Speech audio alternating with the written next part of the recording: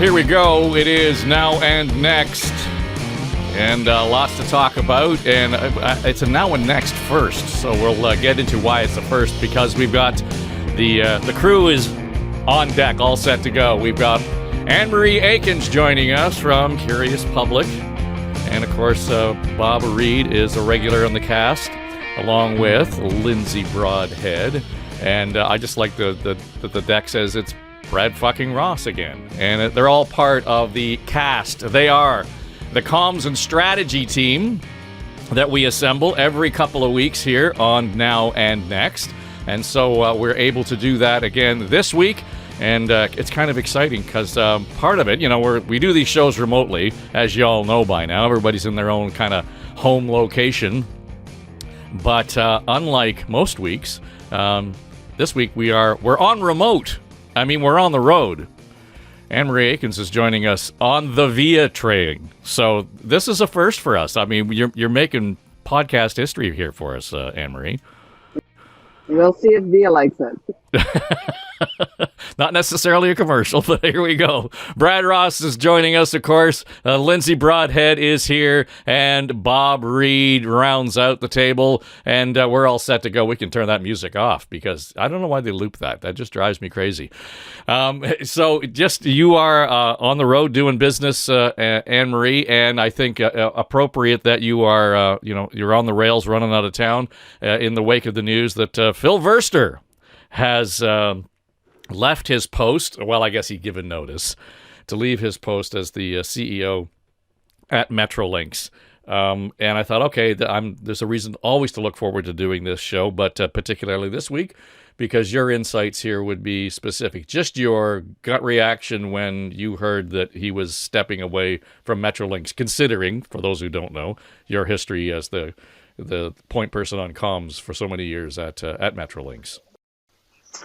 Well, I worked with Phil when he first arrived in 2017. So during most of his tenure, I was his kind of go-to person for advice and support with media. And we did have a great deal, a good working relationship. Lots don't with Phil. He's a tough manager. You always have to be prepared, and he didn't have any patience if you weren't prepared for something. So he had a great deal of respect for me, and for the most part, that was mutual. So I was surprised and not surprised, because he's been hanging in there through really tough times, especially with Eglinton Crosstown and now Finch and now here Ontario. They all seem to be falling apart. Even Scarborough subway is somewhat stuck with their blaming on soil conditions. So but he's been hanging in there. And then, so this surprised me. But I'm not surprised he's gone to another rail company, apparently, because he really is one of those guys that knows the operations and he knows the capital. He really does know the business, separate and apart for him as a manager. So, and why Ford loved him so much is, I have no idea. Well, on the other hand, Brad, given your experience at the TTC, how closely linked those two organizations would be on so many of these larger projects, particularly in and around Toronto. Just again, your top line read here of what's going on. Well, you said he gave notice, Dave. He gave 2 weeks notice, which I find quite curious, but I guess that's neither here nor there. I think we have an opportunity. Perhaps now the CEO of the TTC position is open. The Metrolinx CEO position is now open.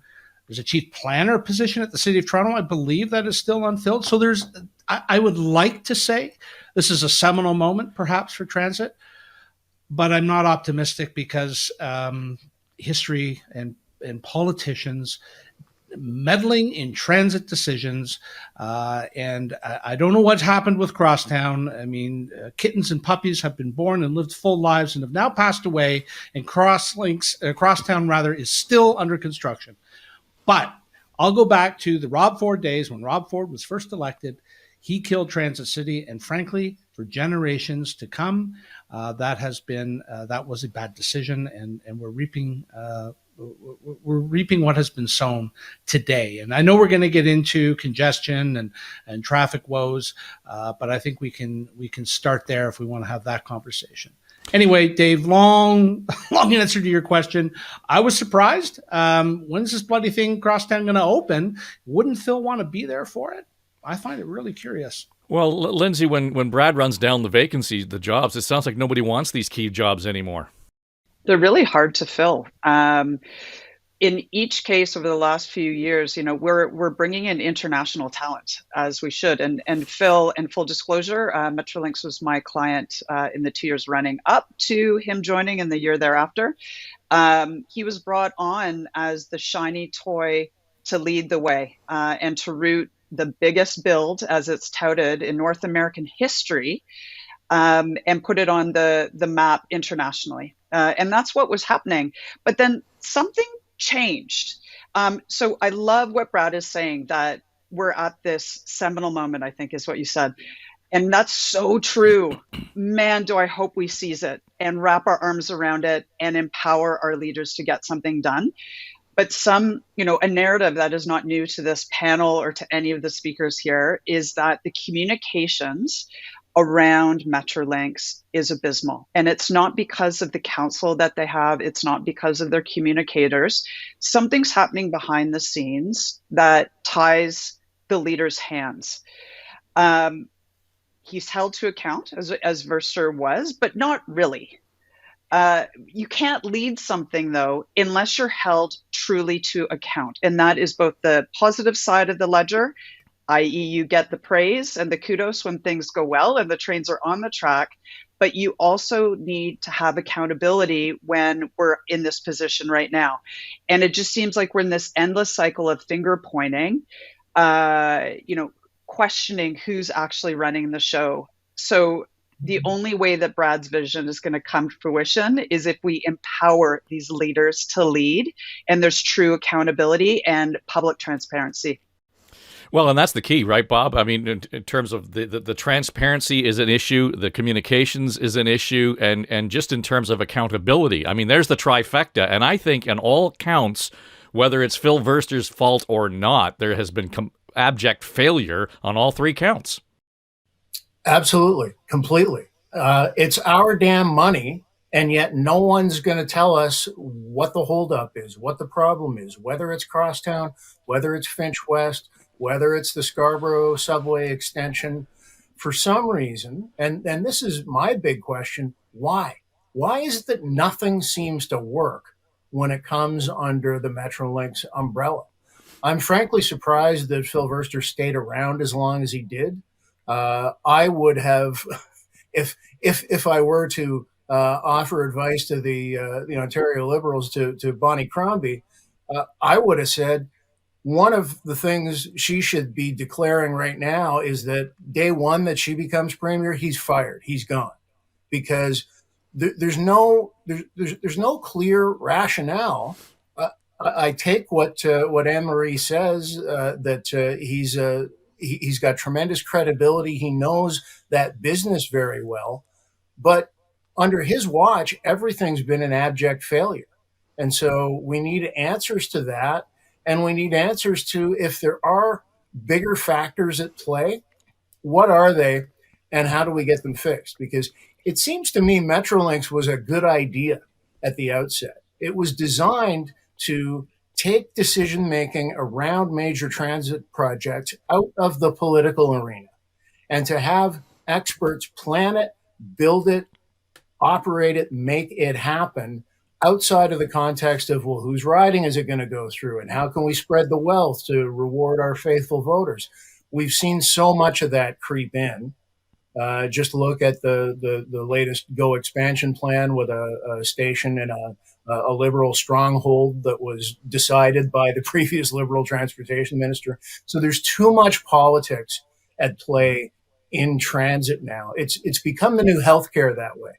Right? The biggest thing any party could do for your community is deliver a new hospital. Well, now it's deliver a new transit line, and that's got to stop. Well, Dave, if I could add, Dave, I think agree wholeheartedly, and I think the next what they have an opportunity. Metrolinx has an opportunity now with a new CEO to make some decisions. And I think Metrolinx needs to decide, is it an operator or is it a builder? Because clearly they can't be both. I live outside the city of Toronto now.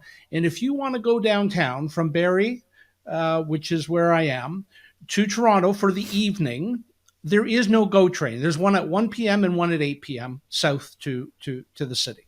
You can come back in the evening fairly frequently, but there is no, so the service levels of Metrolinx are such that when I was at the TTC, and I got in trouble for saying this, and we were finally asked to stop it, I used to say that the TTC streetcar network carries more people in a single day than the entirety of the GO network, trains, buses. So it's a relatively small operating, small operator, but they still can't get the frequency right. And Phil Verster makes more than $800,000 a year. And as one of my colleagues here said, zero accountability for how Crosstown has not yet opened. It frankly is astonishing to me that we're in this role, that we're in this position here. Well, and none of the major projects has actually been finished or completed. I mean, there's a whole long list of them that have been going on. And I want to come back to what you were talking about, Bob, though. And, on the other hand here, we've got the premier of the province cheerleading for Verster, as Anne Marie noted off the top. And, on the other hand, we have Mike Cole going way off on the other, singing Ding Dong, the Witch is Dead. So, I mean, at some point.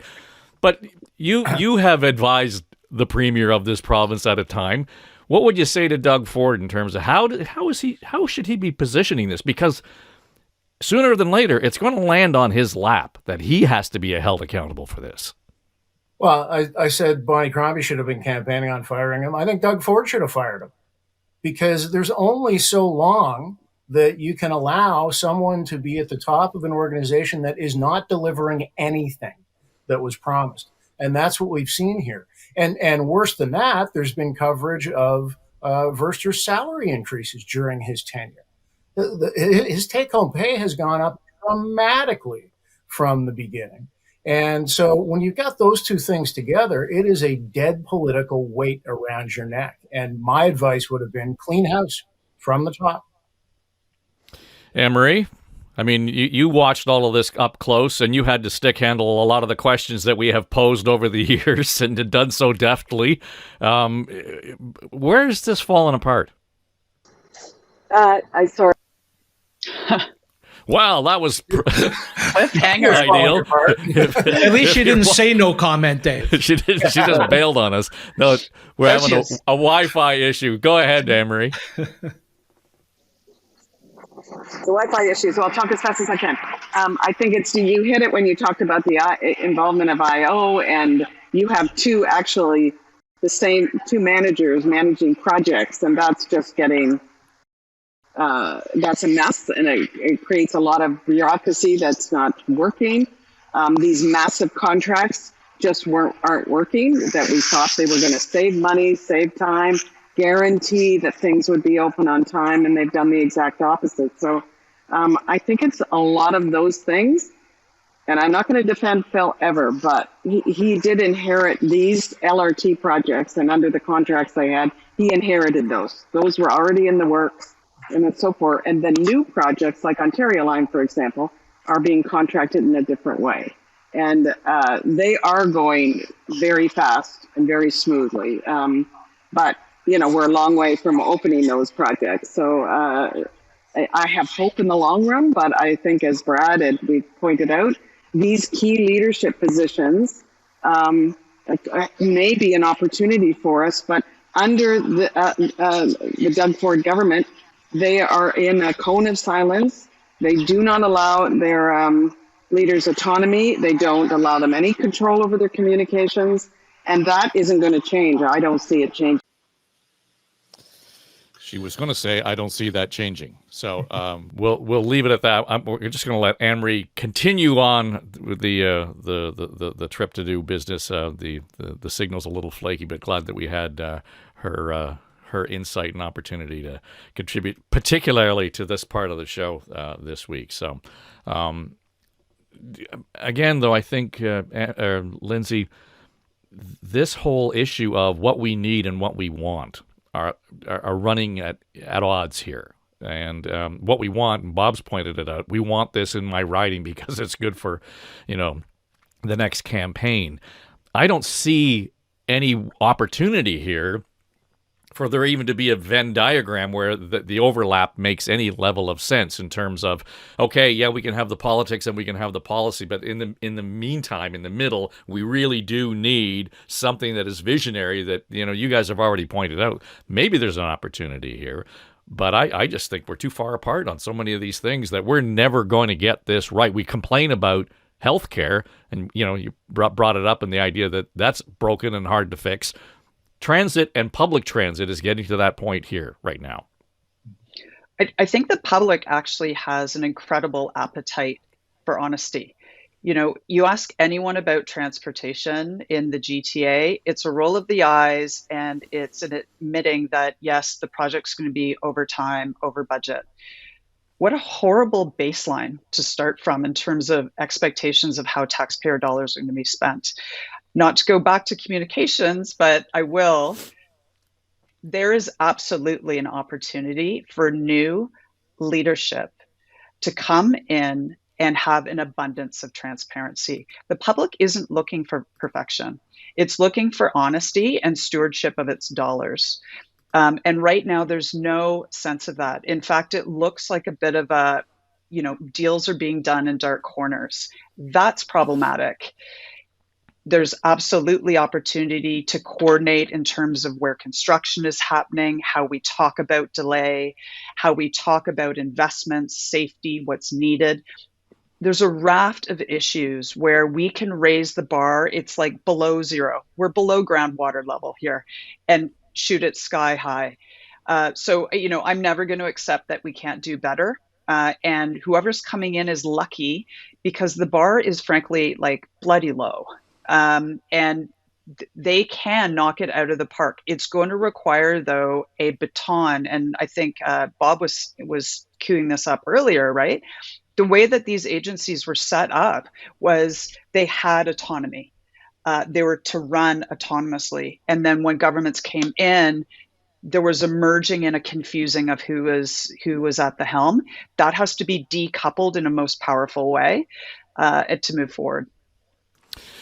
Well, I think we also get into the conversation, though, Brad, around who holds the pen on these decisions. And yes, there's the politics of it, but even trying to overlap, Anne Marie alluded to IO, to Metrolinx, TTC, who's operating it and who's building it and who is managing and maintaining it. All of those things. The public just figures, I want the goddamn thing to run on time and get me where I'm going. We have so much internal bullshit going on at all levels that's what's bogging us down. I mean, I can't wait for the Auditor General at Queen's Park to get her teeth into this one.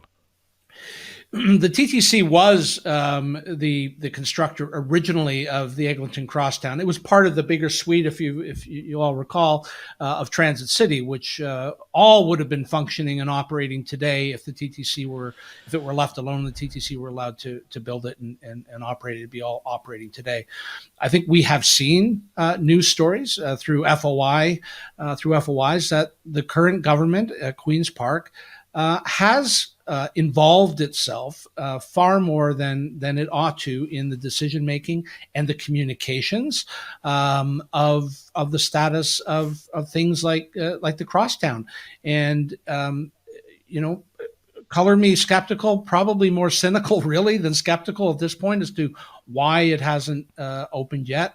And Lindsay's is bang on. The public have a great appetite for transparency. They're okay with, and I've preached this for years in my career, the public is okay with bad news. You just got to get it out of the way first. You're going to take an initial hit, but the public in the end are appreciative of hearing from you when you've got bad news to share. We did that at the TTC when the Toronto York Spadina subway extension was delayed and over budget. got out in front of it. We dealt with it.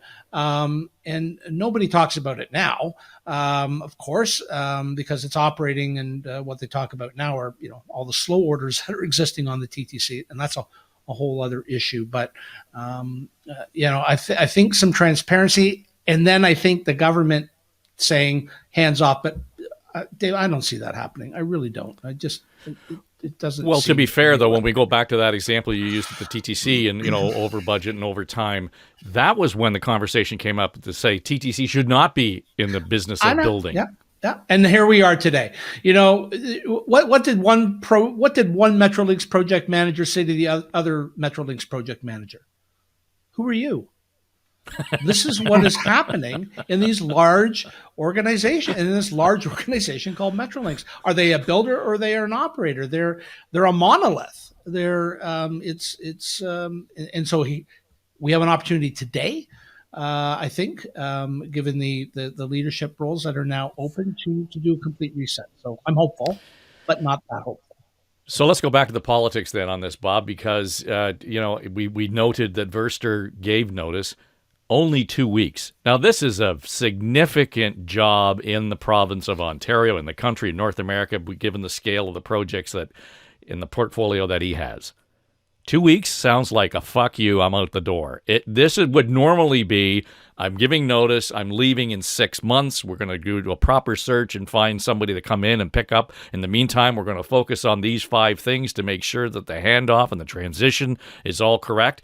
None of that happened. And it sounds like the park was caught with their pants down on this. Yeah, this was a pull of the ripcord. Like, I'm jumping out of this plane and see you later, goodbye. And what does that purport, or what does that telegraph potentially as to what's coming next?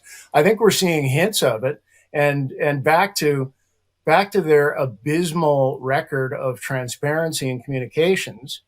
We have Phil Verster announcing his immediate departure. And then just within the last couple of hours, the chair of the TTC made a very interesting announcement. They were originally going to stop accepting paper tickets and tokens as of the 1st of January. They've now said, we're going to let that continue as far as the 1st of June. We're pushing that back. So we'll still keep taking the old fare media. But we've set the new date because the Crosstown LRT and the Finch West LRT won't be able to take tickets or tokens. So if you connect those dots, now you've got the TTC saying, yeah, it's not opening till June at least. So that's why we're pushing our new fare deadline back. So when you've got different organizations rolling out little bits of information that tell a far more clear story and true representation than you're officially putting out there, that's a problem. Well, and Lindsay, I think that even drills us deeper below the waterline that you've already set because, to Brad's point, if there is a problem, say so out loud. But for the kabuki show that's going on here is insane. And we are dealing with, we're going to get more into the question around congestion, but that's a productivity issue. That's I know people are making fun of, the whole issue of the Utah hockey team having to get out of their bus and walk to the rink. But it's not funny though. It's not funny. This is a series of memes that are just self-perpetuating. Where do you take this, right? Like we're in an economy now that is hollowed out. Yeah, our city's economy, our provincial economy, our Canadian economy, we're not producing like we need to produce. We need to seize every opportunity. We need the downtown financial core to work in cahoots with our governments, to work in cahoots with every international opportunity that's coming through this door. We can't be the laughing stock continuously. It's not just a clip, right? It's a series of videos that are coming out and branding us. I don't want to be branded by a Utah hockey team. I want to take ownership of what it is we do and lead with it. And that's how I want my leaders to work as well. It's not too much to ask. So, we could take this in so many directions, but at the end of the day, these are the baseline infrastructure elements that drive our economy, that get people to work, that make people feel safe and connected, and add life to our community. And I know that's quite, wave the flaggy for our transit functions, but that's what they do. They serve to connect us at a really fundamental heart level, and they get us to solving so many of the issues that have only been heightened after COVID. And I know no one wants to talk about COVID, but it's all still festering. We're not getting back to work at the pace we should. We're not producing at the pace we should, and we're falling behind. And it's all connected, to certain pillars and posts on the game board, and transportation is absolutely one of those. Well, the thing that popped up for me was in my LinkedIn feed this week. Scott Anderson is the CEO at the Ontario Home Builders Association, and was talking about having to, take a meeting in the west end of the GTA, and he said it took him, I don't know, some unconscionable amount of time just to get to Jarvis Street from, the beach area. Posted it online, took a photograph, and I suspect he did so, Bob, while he was stuck in traffic under the Gardiner, and could actually write this lengthy post to be able to say, what the fuck is going on here? And, kind of made the points that Lindsay's making. So this isn't just about, localized issue. That is a constant issue, a problem. I play music out in the West End, and now I look at it and say, you know what? I don't want to put up with the drive anymore. So I miss out. And it's a small thing, but a lot of that's happening. People are not going out, or they're not doing certain things. They're not attending. They're not engaging in parts of the city where they normally would have because of this. Dave, the fact that you bring that up and you think it's a little thing, it is the thing. Why else do we live in an urban environment if it's not to connect with one another and be able to engage in the arts, to see our family, right? To see friends, to enjoy dinner, walks, whatever it is, right? We're talking about all these peripheral issues, Ontario Place, whatever. All of the issues we're about to talk about in a few minutes. None of it matters if no one goes. Right? Yeah. None of it matters. And one thing perpetuates and is a domino to the other. We need to stop the insanity. And I don't know if it's our media. I don't know if it's, how do you hold people to account? Now's the time. Well, it's way beyond perception. It is reality. You talk to anybody who lives anywhere in the Toronto area, and they all say the same thing. It's impossible to get anywhere in a reasonable amount of time. It's impossible to make commitments that you're sure that you can make, whether it's Scott Anderson's business meeting. And by the way, 2 hours was what it took him to get from the beach to the Jarvis on-ramp onto the Gardiner. He was trying to get to Niagara, gave himself 3 hours to get there. It took him 2 hours before he was even in the downtown core. That's just unacceptable. And what it says is the reality that we find ourselves in. This city is choking on itself.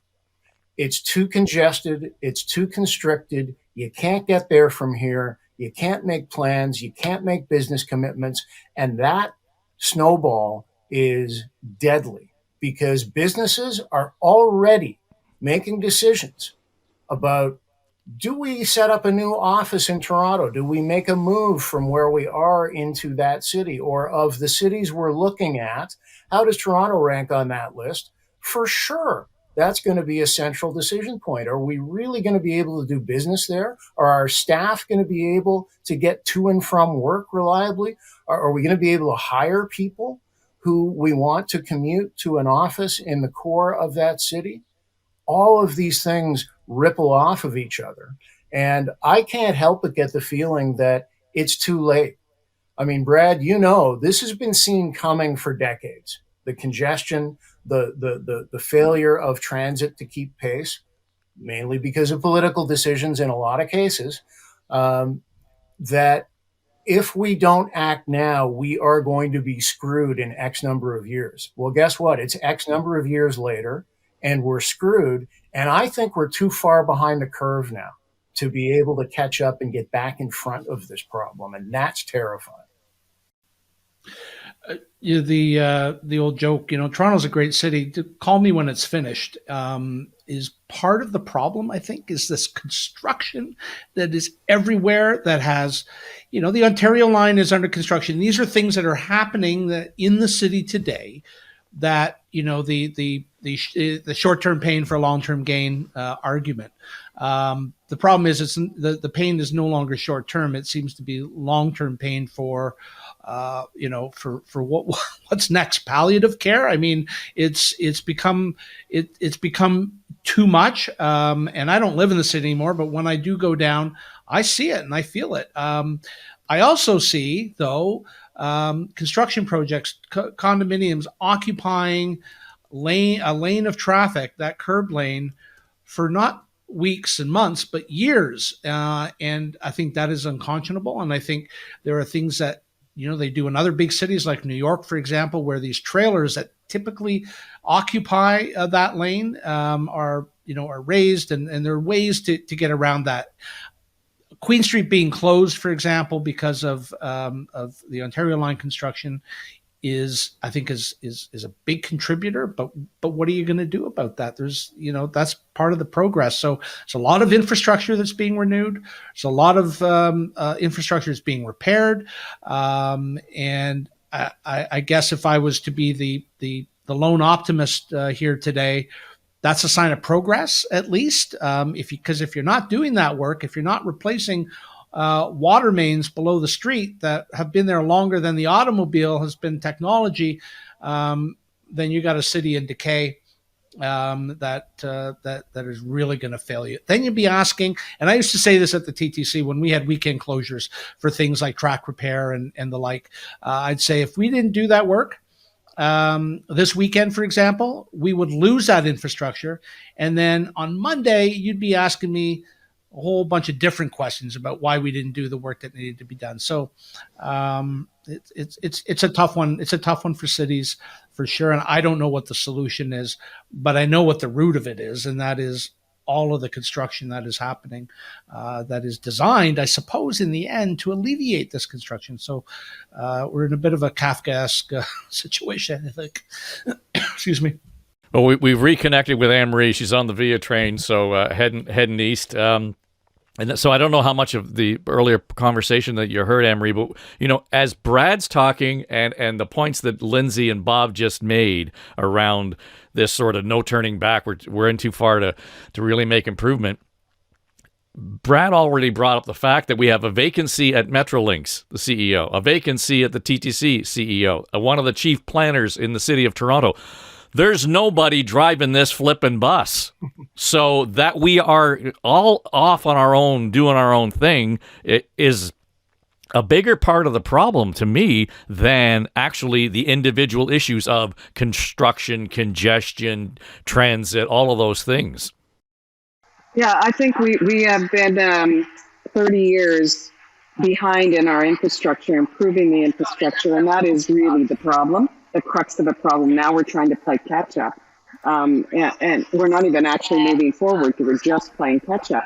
But I think there are things that we could do that would help the planning, the designing, the coordination of it, because we have these three big organizations, really important ones, City of Toronto, TTC, and Metrolinx. Are they sitting down together and planning these things out? So when they're doing one project, they know what else is going on in the city, because I'm not sure that's happening so much anymore. I think they did it for a while and then they stopped. They did it during Pan Am, so that's a long time ago. And I'm not sure that's happening anymore. That could happen. They have to be motivated to not see each other as threats and work together on it. But I think there are other little things like, as Brad said, the condo construction occupying a lane. The city gets a lot of money. You occupy a lane, you get paid for that. And I wonder if there's a motivation from the city, because they lose income, to actually say, no, you can't. You can occupy the lane for a short amount of time, but that's it. You gotta open it up again. There's those kinds of things, but also stop looking at bike lanes as the problem, or Ubers as the problem for congestion. It's a whole bunch of things, and until we make transit a better option with more services and more availability and reliability and convenience, people are still going to drive. That's all there is to it. But I think there are things that we could do to improve it. Well, you brought up the Uber question and the issue, and the point at City Hall this week being, it's time to limit the number of Uber and Lyft drivers, and this is going to help with congestion. And this is a report from the staff at City Hall, and apparently the mayor's chiming in with some kind, for me, like just clanging a dissonant note here to suggest that this is a better way so Uber drivers can get better pay. I don't quite understand the rationale behind that, but there is an issue, Lindsay, with the ride sharing and how we've approached taxis, and we do outside the question and conversation around public transit. And so even there's this little corner conversation going on where they think they can solve the world of problems, and the rest of the world's not even paying attention to them. Sorry, they meaning the government, or who? Just when you say whoever's having the other conversations about, how are we going to solve congestion? Whether it's we're going to watch the bike lane, and we're going to look at the Uber, and we're going to look at the Ontario line. There's no big picture plan. No, and this is why I love Anne Marie. She, just simplifies complicated issues, and that's exactly what's happening. It's like, let's point our finger and try to pin down exactly the thing that's wrong, and then we'll flip it. Uber was never meant to be an employer of full-time employees. It was a disruptive technology brought in to disrupt something that in and of itself wasn't perfectly run. And I think you could argue that it did that at the beginning. I'm confused as to why the government, especially municipal government, has any interest in managing a company or having concerns about the hourly rates, when in fact it's not an employer of that kind of hourly rate. Now, I also think that Uber is doing itself a real disservice and is being abundantly disingenuous when it uses, I'm just looking at my notes because it was a weird term. It's a term called earnings per engaged work. So when they calculate their hourly rates, they calculate the hourly against how long that driver's billing for, right? So it's a muddling of messages from the mayor's and her office right now that this is about congestion or it's about the workers, hourly rates. Like, that to me is all a red herring. And frankly, I think we should ask ourselves why the mayor is so concerned about the taxi industry. There's probably more interesting responses to that. But it's a false equivalent, and this should be about supply and demand economics. There will be supply of cars to match the demand. And people will start peeling off. We may be at a weird intersection right now in terms of when that's going to happen. But why in God's name is a government meddling around in a private business? I have no idea. Well, let me suggest then, this is we talked about opportunities off the top, Brad, that this is the opportunity to break the system and let's start again. Because Lindsay's right. Uber was set up as the disruptor. We all thought of it being the disruptor to the taxi service. Actually, what they've done is they've disrupted the congestion issues in Toronto. There's a hell of a lot more cars driving around downtown because of Uber. We've still got the same number of taxis. We've got still the same number of people who aren't being served by transit, so they're driving around downtown. If you really want to be bold about eliminating and relieving congestion in downtown Toronto, then everybody who has a taxi or everybody who has an Uber has to have a sensor, and to drive into that part of the town, just going to cost you more money. Or there are bollards that come up that just block the street. So unless you have that sensor, the bollards don't come down, you don't drive in that part of the city. So there are ways to control that. I've seen it in European cities with, on a smaller scale, but something visual, big vision has to happen here rather than nibbling around the edges. There is no low-hanging fruit here. That doesn't solve the problem. Well, we tried. I mean, John Tory, when he was mayor, tried tolling on the Gardner and the DVP, and we saw what Kathleen Wynne did to that. There's congestion pricing, as you alluded to, that happens in Europe and other cities around the world that make a difference. New York abandoned it, and I believe they're going back to it now, as a means to, frankly, to pay for necessary upgrades to their subway system. So it all gets tied. And to Lindsay's point, though, on why Olivia Chow is concerning herself with the operations or the business side or the of the drivers of Uber and Lyft, for example.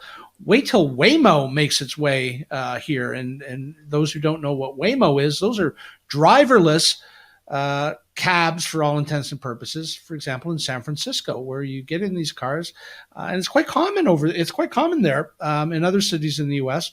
I don't know if it could ever happen in Toronto. There's just too much construction going on, too many pylons that would throw Waymo into a fit of crashing. The software, not the car itself, although that's a possibility as well. So, Uber and Lyft. That genie is out of the bottle. That toothpaste is out of the tube. That whatever, trite analogy you want, let's trot it out there. They're not going anywhere. I guess the city could limit its licenses, as I think Carlton Grant alluded to in the story I read, where one out, one in. So you're at least you're not adding more. I don't know. I mean, it's easy to try to find some blame somewhere, but people like their Ubers, and that ain't going to stop. Yeah, well, Bob, that we're back to your throw up my hands. There's not a goddamn thing I can do about this. We're too far down the road. So I think your mantra might made the marching order here. No, I actually am supportive of this on one part of the issue, and that is. It does seem like there's a problem to be solved here that the city can take action on. If there are so many vehicles being put under Uber and Lyft, et cetera, who are out there chasing fares and are adding to the congestion problem, then that's a problem that needs to be dealt with. And we can't have it wide open. It can't be the Wild West. The market will not take care of itself because there will still be those desperate, if you want, drivers who are going to get out there and go fishing and do what they can to try and make a buck, whether it seems like there's sufficient demand for their services or not. They're going to be out there trying. And so if there are too many of those vehicles on the road, then that does need to be addressed. And some kind of limit only makes sense. We regulate the numbers of everything else that's on the roads, except for private vehicles. Any commercial vehicle, there are regulated limits on how many of them can be there, and that should be the case. Now, as for this business of Olivia Chow worried about how much money the drivers are making, that is not City Hall's bailiwick. That is not their responsibility. Their responsibility is to manage the public infrastructure and leave it at that, and let the private business matters get sorted out as private business matters should. All right, Bob, we've got a few minutes here, and before we go, I do want to get the group's take on the lovely group shot that we saw from Mar-a-Lago this week. Trudeau heading down to Florida to meet Trump, and it was an unannounced trip for him. And I heard it kind of cut both ways in terms of whether or not it was productive, whether or not it was a good idea. I just think off the top, I think it showed at least taking some initiative and being aggressive on this file, Lindsay. And the Prime Minister doesn't have a whole lot of runway here, so I think if he looked desperate, I didn't think that was the case. I think that if people were expecting some level of leadership and taking control of the agenda, that was a pretty good way to do it. Yeah. And Dave, I think just if I may for a second, for those watching on YouTube, I'd be remiss if I didn't acknowledge that the three men on this YouTube are wearing the most fabulous plaid shirts.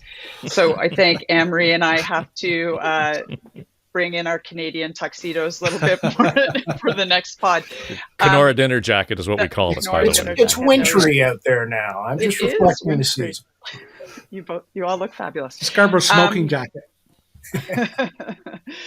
I was really surprised, actually. I don't know about you all, but the news coverage I initially saw on this and heard on this was really negative. And threw the Prime Minister under the bus, called it a show, called it a performance, said that we were, Trump's lapdog, etc. I think the absolute opposite. What a show of leadership to go down there, to be the first world leader, to be down there, to break bread, meet with an extended team. I think it shows moxie. I think it shows that we're playing the game. We're playing the game in a way that's appropriate to the tone of our country. And frankly, on areas that we do have to catch up on, that Trump is ironically calling us to account on. I don't like some of the nonsense and language games that follow afterwards, but that's part of Trump's shtick, right? Kudos, and I haven't said this in years, I feel kudos to Trudeau and his communications team. I think he absolutely hit it out of the park. We need more of this. Well, Anne Marie, I thought the reporting was kind of funny on it. At first, they were so caught off guard, they didn't quite know what to talk about because they really didn't have substance. But they did manage to comment on the menu. There was Mary Trump meatloaf on the menu, and they mentioned it a couple of times. And in fact, somebody actually ate it. I thought, really, that's where the reporting went. Well, I agree with Lindsay 100%. This is, I think, a brilliant move to get a meeting. It shows I think Trudeau's power to a certain extent, that he got a meeting, got it so quickly in person, and Trudeau knows how to manage through Trump because he's been there before. He managed fairly well during his first presidency. So I think that, and I think he knows, this is funny, but I think he knows, I think he knows that Trump really wants to be him, a good-looking, attractive, a guy that has a lot of power and comes from money. That's what Trump has always wanted, and he just doesn't have. He maybe has the money, but he doesn't have the looks. And I know that seems, I think that it probably sounds, just surface stuff, but that's Trump. Well, I think, Bob, being frivolous has to be part of the conversation when you start to talk about the needs and the wants and the wherefores of a Trump administration, because we're going to get everything that's laughable and everything that's cryable about what to expect. But I'll just go back to a comment you made a couple of weeks ago where you said, Trudeau's not the guy who's going to be able to deal with Donald Trump. He was invited by Trump, based on the reporting we've seen. Yeah, and I may have to eat those words because it was a remarkably positive meeting. I will make it unanimous. Well, we haven't heard from Brad yet, but I thought it was absolutely perfectly played for a couple of reasons. One, you got to go kiss the ring with a Donald Trump. There's no other way around it. And so, for those who say, oh, it made him look weak, it made him look like he was kowtowing, that's what you got to do with a guy like this. Whether you like it or not, that's how you play his game. That's what resonates with him. That's what gets through to him, gets his attention, and gets you his ear, which was the name of the game. Secondly, the optics on it, I thought, were nothing but strong for Trudeau, given and all of this work in crisis management. This is the biggest political crisis that has been thrown our way in quite some time. It's been the dominant news item in this country since Trump dropped the tariff bomb 2 weeks ago, whenever it was. It's been the focal point of everything. And so what do you do in a crisis? You've got to do something, and you got to be seen to be doing something. And that's exactly what we saw this weekend. If I got to jump on a plane and go down to Mar-a-Lago and have dinner with Donald Trump, I'll do that. And that's what was done. very smart to take the Minister of Public Safety, so border security, all of that stuff, along with him. It was the right players. It was the right move. I can't say anything negative about it. Yeah, well, Brad, let me take it just a step further here. So, in terms of how it plays internationally, I think was critical in that respect. But here at home, I don't know that they could have planned something that would have been more effective to use against Poilievre, because in some respects, this Bigfoot's Poilievre's carbon tax message, cut the tax, and lower the crime rates, on all the bumper sticker bullshit that he wants to trot out as some kind of policy or platform. As soon as he starts talking about that in this context, it just doesn't make any sense to me. Yeah, I have to agree with my friends here. It was great. It was good politics for sure. What I liked most about it was that it was unannounced. I think that was at Trump's request, and really we learned about this through flight tracker geeks on the internet who were watching the Prime Minister's plane. I think what is it called, Can Force One or whatever it is that they've dubbed Prime Minister's plane, leaving Ottawa, from PEI to Ottawa, I guess, to pick up LeBlanc, and then it landed in West Palm Beach. So where else would he be going? So it was all rather intriguing and interesting. And yes, I think you're 100% right, Dave. I think it did take the wind out of whatever sails Poilievre might be hoisting right now. What could he say? I mean, of course, if Trudeau didn't go, we'd be hearing a whole bunch right now about what he's doing about all of this, the tariffs and the like. The fact that he went, I think it just it collapsed all of that. Of course, we're now on to another tack, and I'll leave that to you, Dave, if you want to get into it about 51st state bullshit. But I think that's just... Before we do that, it just the other part of this positive element to the whole thing is, I think, looking prime ministerial, Bob, in as much as he brought all of the opposition leaders, all the other party leaders together to brief them specifically on it. And I got to say, I don't think I've ever seen Pierre Poilievre seem so quiet and small as when he came out of that meeting. It was brilliant politics, and it took some political courage on the part of Trudeau to call his chief nemesis into one room to brief them on what went down and to get their feedback and get their take. He's walking his political talk there. If you're going to talk about we need a Team Canada, all hands on deck approach, what better way to do it than to sit down with your chief rivals in the face of a common, I hesitate to say enemy, but the enemy of my enemy is my friend kind of thing. It was a crisis management play that I thought did, as you say, look very prime ministerial, looked very strong leadership. And for Poilievre to come out of that and then say, well, we need to axe the carbon tax, that's really what's going to solve the problems here, I found that remarkably tone deaf. There's a time and a place for everything, and that was neither. Okay, well, let's get to the meme, and everybody was all a fluster and a flurry over the comment that Trump apparently made to Trudeau. If you're worried about it, we'll make you the 51st state, and everybody laughed around the dinner table, and then it only got accelerated because the day after there was so much media fury about the whole thing. There was a photo on Truth Social that shows Trump, up in the mountains with a Canada flag behind him, and the caption says, "Oh, Canada." Anne Marie, I just think it's one of those things where, Jesus, back up, people. I mean, relax. Even if he had made the comment, nobody's taken it seriously, and that it was committed to be a joke. I don't quite get all of the gnashing of teeth and hair pulling that went on. Well, I think it was because it was leaked to Fox News first, and they started kind of to escalate it into a story, because it's not much of a story otherwise. So I think that's kind of why it is. When things get escalated, it's usually because it's not really a story. And And that was the way it is. I think that, again, the Trudeau team handled it really well.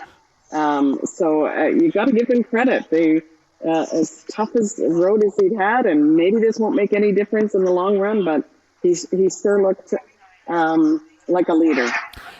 Well, again, go back to something again that I saw on LinkedIn, and that was Gerald Butts, I think it was on LinkedIn, talking about, hey, everybody relax. This isn't the first time that Trump has made that joke. So even and it was in some of the reporting I saw, Bob, but there was more concern about the threat and the thought that, oh my, he's going to come across the border and take us over as the 51st state. Yeah, it's a tempest in a teapot, I think, and people do need to calm down. But the one thing that did concern me about it, his full comment was, if Canada's economy will be destroyed because it can no longer rip off the U.S. to the tune of $100 billion a year, then maybe it should become the 51st state. And when you break that down, where does that come from? We're ripping off the U.S. by $100 billion a year? What? It's the trade deficit. It's the trade balance where Canada sells $100 billion more worth of goods and services to the U.S. than the U.S. buys from us. And when you break that out, it's largely oil. They need our oil. They buy our oil. But Trump looks at a balance sheet like that and immediately interprets it as we're winning, they're losing, and they're getting screwed by us. That's not how trade balances work. So that's not how that works. Tariffs don't work the way he thinks they work. That's the concerning point for me. It's like, here's another fundamental bit of economics that the now reelected president of the United States doesn't seem to grasp. That's the concern that I have. Well, I think our friend John Wright made the point last week, though, Brad, that don't get bogged down thinking this is about a trade war, that in fact the trade elements, to Bob's point, are being weaponized to make us behave in a certain way around other issues entirely. So it's hard to draw those connections, and it doesn't really matter what Trump thinks about the trade deficit or the surplus, whatever it might be. Yes, Bob's right, but at the same time, Trump's not thinking about this as a trade issue. He's weaponizing it to get other things from us that he wants. Yeah, and I think it might be, I think he's feeding the beast a little bit. I think he's discovered some AI thing where he can make pictures of himself and standing in what is the Alps. That's Matterhorn behind him. That's not the Rockies. So, I mean, if he wants to invade Switzerland on Canada's behalf, I mean, have at it. I think what's happened, though, is that there's been a lot of discussion from the teeth gnashers about what happened in the War of 1812. So if we're educating people about what happened in the War of 1812, I think we're good. Yeah, I'm not sure that we want to revisit 1812. No, but we won that. We won that fucking war. There's a reason it's the White House. Exactly. Yeah, exactly. Yeah. Okay, listen, we're going to leave it there, and we will be back in the chair there probably in a couple of weeks, which probably makes it our last sitting for the calendar year. So we might want to take a sort of a retrospective look at some of the stuff that's got us through 2024. And I know you keep saying, Lindsay, we don't want to talk about COVID, but I still think that there's so much that's happening right now that is the reckoning, that is the reset around COVID. And I don't think we're learning our lessons from it. But anyway. I agree. We'll leave it there. All right, that'll do it for us this week. It is Now and Next, and of course, you can watch us on the YouTube. You can listen to us on all of the platforms, etc. But just one stop, you can go to my website, davetrafford.com, and I put up all of the links to YouTube and the latest shows on Spotify and Apple. So if you are just an audio listener, by all means, you can do that. Now, I just want to do a bit of a commercial, because while we do Now and Next, we also do On the Ledger Ontario Politics podcast, and it's on the same website. So if you go to my website, you'll get all the shows, and that's great.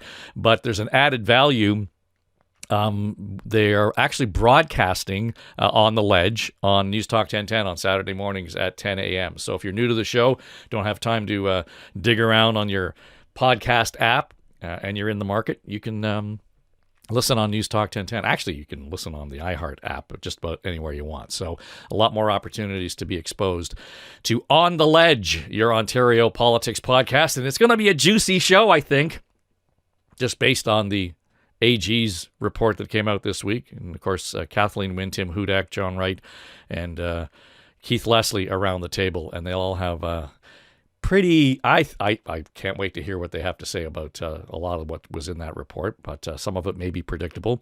But my first question is, when has it been that there has ever been an AG, an Auditor General report at Queen's Park that hasn't been scathing? That was in almost every headline. So...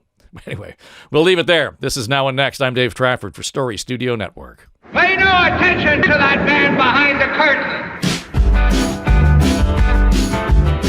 Now and Next is Story Studio Network's flagship podcast, produced by our chief executive producer, Dave Trafford, and supported by our entire SSN team, including our senior producers, Becky Coles and Jen Hudson, our technical producer and audio editor, Mike Trutler.